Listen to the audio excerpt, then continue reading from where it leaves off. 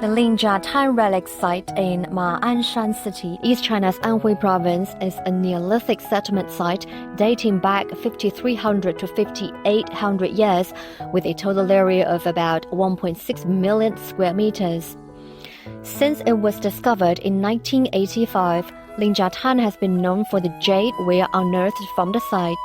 Archaeologists believe that Lingjiatan predates Liangzhu culture, a testament to the 5,000-year-old Chinese civilization, and has a successive relationship with it. 我现在的位置就是在林家滩外壕的发掘区。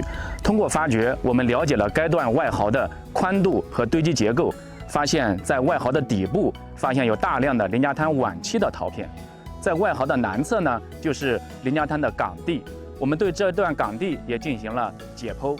了解到这一段港地也是经过人工铺垫而成，这也是对林家滩聚落考古认识的一大突破。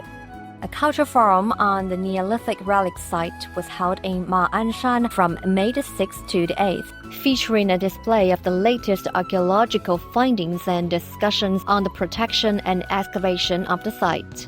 A documentary launch and an opening ceremony for the Lingjiatan National Archaeological Park were also held during the event.